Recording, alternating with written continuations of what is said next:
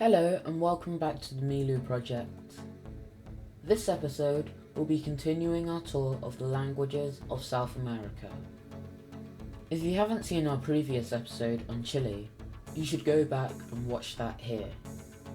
And if you have, be sure to join us next week for our video on the languages of Paraguay. Today we'll be exploring the beautiful countries of Bolivia and later Argentina.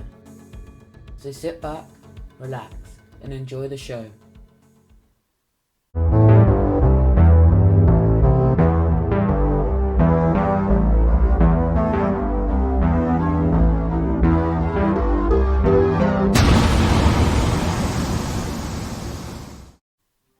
How many languages do you think of when you think of Bolivia?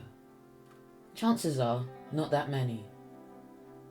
But there are actually a huge number of Native American languages spoken in the region, the top three being Quechua, Aymara, and Guarani. Today, we'll be focusing on the Aymara language, but don't worry, we'll be covering the other two in the next few weeks.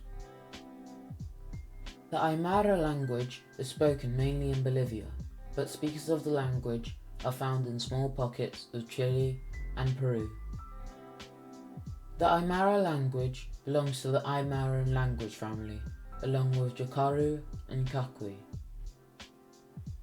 Notice that Quechua is not on this tree. Well, although the languages share a lot of similarities, they aren't actually related. These similarities are due to the extensive cohabitation of the Quechua and Aymara peoples. So any features they share are due to borrowing, not a common ancestor. So let's explore some of the features of this language. Well, these are the consonants. In Aymara, there is no distinction between voiced and unvoiced stops. Although, in place of this, it distinguishes between regular, aspirated, and ejective stops, which is quite interesting. The language only has 3 vowels, but with long and short variations.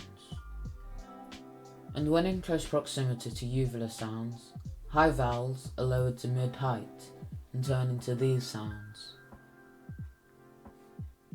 Now onto the morphology.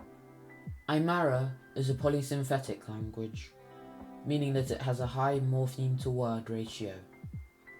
And like most languages, it's agglutinative, meaning suffixes can be easily applied to words. But Aymara isn't just any language.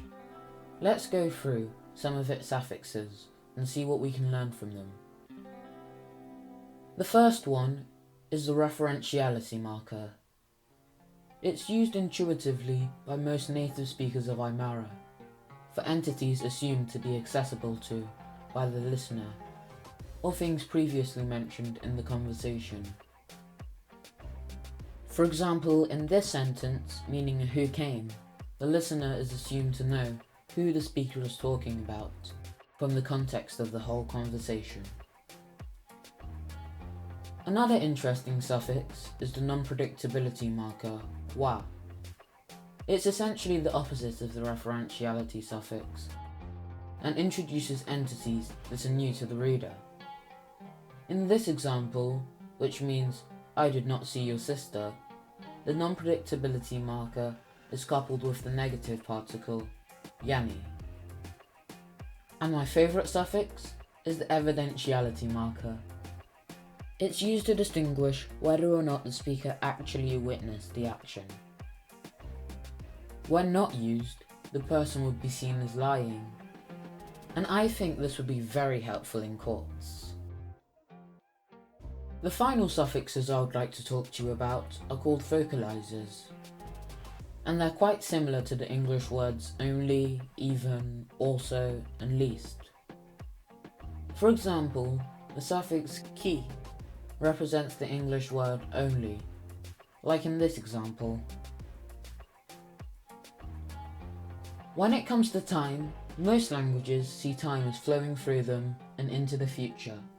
So the future is in front of them and the past behind them.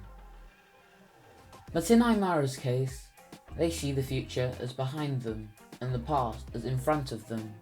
Why? Well, if you think about it, a person can see what happened in the past, but the future is a total mystery to them.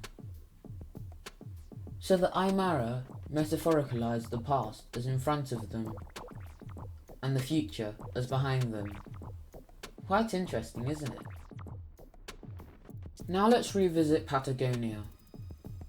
Spanning the eastern portion of the region lies the wonderful country of Argentina. Whilst many Argentines do speak Spanish, it's worth pointing out that there are a plethora of other languages spoken throughout the country. Today, we'll be looking at the Argentine variety of Spanish. Now, this dialect has intonation similar to Italian. This is probably due to widespread migration from the northern regions of Italy. And some linguists have noticed that it shares particular semblance to Neapolitan Italian. Like many other dialects of Spanish, Argentine Spanish employs the use of the pronoun vos. As we can see in this conjugation table, where tu is used in standard Spanish, Argentinian Spanish uses vos. We can also see the second person plural pronoun change to the formal version. And another important change has been the movement of stress. For example, what was once said as amas in standard Spanish is now said as amas in Argentine Spanish. As well as this, some of the diphthongs vanish in certain words. Finally, Argentinian Spanish is more analytical than standard Spanish. This means it breaks longer words down into shorter ones. And this change is particularly noticeable in the future tense. Anyway, that's all for this week. If you enjoyed this video, don't forget to like, subscribe, and join us next week as we venture across Paraguay.